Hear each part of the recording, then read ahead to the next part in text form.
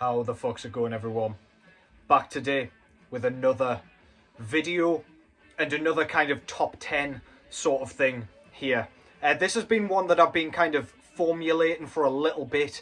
I've got lots of these specific types of releases in my collection, and it was just kind of down to whittling them down. I didn't want to include any honourable mentions in this one. Just wanted to kind of pick my favourite demos in my collection. So this isn't specific to one kind of subgenre or style or anything like that. Just the ones that I reach for the most. So yeah, hope you enjoy. This isn't necessarily my favourite demos of all time. Some of them I just kind of get a hold of because they're not on vinyl or whatever, because that is effectively what I show over here, aside from what goes on in the background. So this is Tygers of Pantang with their debut full-length album from 1980, I believe, entitled Wildcat. This is a fantastic kind of traditional heavy metal record. One of my favourites of all time and one of the earliest ones that I'd heard. This is like almost like a crossover from, or sort of a bridge, I guess, from kind of hard rock, that kind of, I don't know, sleazy, attitude-filled style of hard rock into the heavy metal style that Iron Maiden is best known for from the early 80s. This is brilliant, man. From my neck of the woods as well. I think these guys were from Whitley Bay, if I'm not mistaken. However, I very much could be mistaken. You know me by now, but yeah, this thing is absolutely great. That artwork is iconic, man. Fantastic stuff. If you haven't heard it, get an earful of that in the background. So yeah, these are my favourite 10 demos in my collection. There were lots that kind of almost made the cut, and I just had to kind of leave them out just because I guess which do I listen to more and therefore which do I enjoy more. That's kind of how I've made this list. So hopefully you enjoy. Give me your picks down below because I'm always curious to find new demos, especially in the extreme metal realm. So first of all, no surprises here. I imagine this is going to end up in the thumbnail, actually. I've gone with this one. So lots of people see this as a full-length album, and I fully see why. This thing flows like a full-length album, but this is the compilation album by Bearit entitled The Oath of Black Blood. This came out in 1990, I believe. And this is really, really infernal, blasphemous kind of war metal, bestial black metal, however you want to describe it. But this is one of the least accessible, I would say, of the kind of bigger known or better known bands from said kind of sound space. This is really nasty. Grunts, growls, blast beats, really kind of incomprehensible sort of guitar rhythms that kind of mix together in a sort of hellfire, just like a pure nether storm of noise and sound. I can see why people wouldn't like this completely, but I find myself reaching for this quite a lot. I definitely pick it up more than Drawing Down the Moon, their debut album. I absolutely love this thing, man. It is definitely worth your time. It's one of those that you will have to listen to quite a few times to fully kind of appreciate, but once you do, there's no kind of denying its potency and just brutishness. It's just savage throughout. Absolute caveman music. That's Bearit with The Oath of Black Blood at number 10. That could have been higher, to be honest, but once you see what else is on this list, you will see why it ended up there. At number 9, I've gone with an album, or sorry, a demo that I don't see mentioned all that much, and I don't really know why. You know I'm a fan of this band, or at least their early work. This is Over with their 1993 demo entitled Vargnat. I believe this is their second demo, if I'm not mistaken. This is, I mean, if you know Oversound, it's that black metal sound, the early 90s kind of Norwegian sound that you may come to expect. A lot of this kind of reminds me of De Mysteris Dom Satanas by Mayhem, in that it's kind of weird. There's, well, especially in the vocal performance, the vocals are very, very strange, and kind of what makes this stand out to me. They're kind of groans and moans, a bit like Attila kind of does on that debut Mayhem record. But we've got some falsetto kind of clean vocals going on here. And they are not sort of clean in a really well-trained and kind of masterful vocal kind of performance way. They're not... You couldn't get this guy up and just singing straight up. They sound like it's just... as if I'd tried to do some falsetto vocals. But they sound great in this context. A lot of the kind of folkish guitar playing sounds quite Latin on this thing, which I really enjoy as well. It's just a really interesting listen. I think it's just over 20 minutes or so, so it's not too long and challenging either. But I think this is absolutely great. If you like Over's debut album, Bergtat, then you will probably enjoy this as well. It's very much in that vein. Not too raw, but definitely not in your typical kind of black metal style, I guess. Yeah, if somebody asked me what's black metal, I wouldn't be handing over a copy of this one, put it that way. Absolutely brilliant stuff, man. Wagner by Over at number 9. At number 8, I've gone with a thrash metal demo for a change. This one is Twistedface, and this is a demo collection from the kind of mid to late 80s, 86 to 87. This is Sadist kind of doing what they do. If you like Chemical Exposure and even Swallowed in Black, then you'll dig this. It's that kind of really aggressive, almost death thrash sort of style that you know I love. That's the thrash metal that really gets my blood boiling and my juices flowing. But this is, if you imagine Chemical Exposure, but just tone down the production a bit, and that's pretty much what you've got here. It's rawer, it's raspier, it's nastier, it sounds more like a garage recording of a lot of these tracks. There are a few unique tracks to this, couple of demos as well. But yeah, this is absolutely fantastic. It's one I do reach for a lot, an awful lot. And of the kind of thrash demos, this one is a real standout to me. Not that I own a ton of thrash demos anyway, but this one had to end up on here, man. Sadist, Twistedface at number 8. At number 7. No surprises here, but I've gone with the Dismember demos between 1988 and 1990. So if you know and love Dismember already, you'll probably kind of know what you're in for with some of this compilation. However, on the first demo called Dismembered from 1988, the vocal performance is way different to what we would get on something like an Ever-Flowing Stream.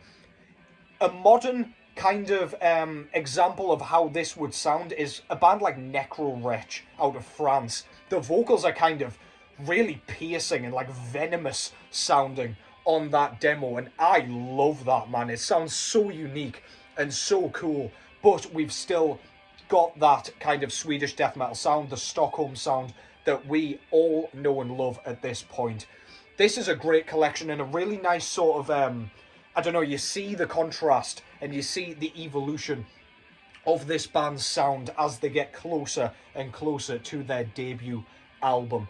This is absolutely wonderful. Go and check that out if you haven't already. If you like Dismember but aren't familiar with the kind of demo stuff, do yourself a favour, man. You're missing out. That was number 7, I believe. Oh, God.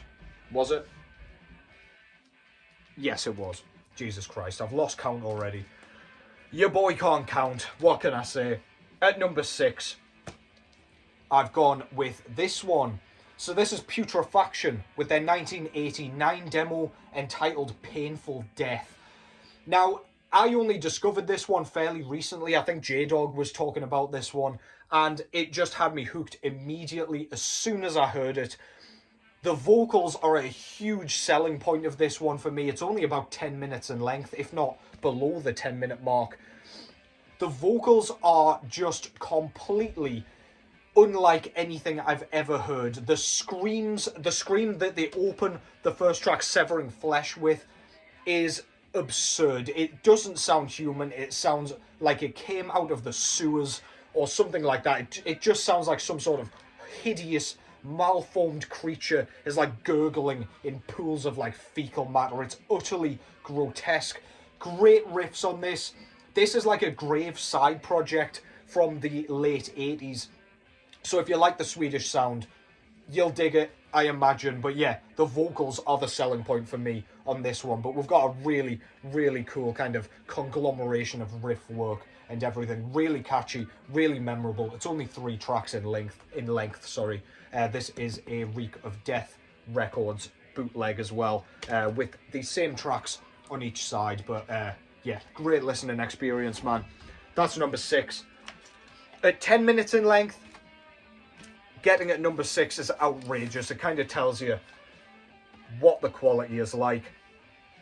At number 5, we're getting up with the big boys now. I've gone with the Mantis demos, Death by Metal. So I am showing compilations here. These aren't kind of individual demos for the most part. Excuse me.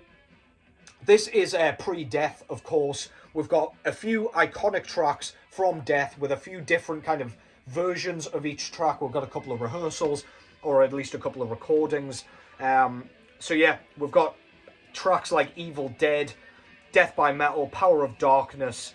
We've got a few different versions of Evil Dead, and I mean, that's one of my favourite Death tracks as it is, so it's cool to hear it in its bare bones form. Cam Lee on vocals on this one, which is really, really cool to hear. But if you like Death's kind of work in general, like their early work, you'll really like this. It's a bit more in the kind of thrashy sort of speed metal style of the kind of mid to late 80s, which I think is really cool. It's really awesome to hear some of these tracks like just as primitive as they were kind of intended when they were first written. It's just great. Obviously the guitar works great, the drumming's fantastic. It's just memorable as hell and iconic. Even if you don't like the production on some of these tracks, you can't deny its like importance and its influence. It's absolutely fantastic and essential for any death metal fan, might I add as well. Mantis, Death by Metal, number 5. Number 4, another Reek of Death bootleg, by the way, but I've gone with Morbid Angel's 4th demo from 1987 entitled Thy Kingdom Come. This is a 3-track album, and demo, I should say. And this is just Morbid Angel doing what they do best, but again, with a slightly grittier production. The vocal performance from David Vincent on this is so gnarly. I absolutely love this thing, man. His kind of performance on Blasphemy of the Holy Ghost is just wicked. Abominations is on this one as well.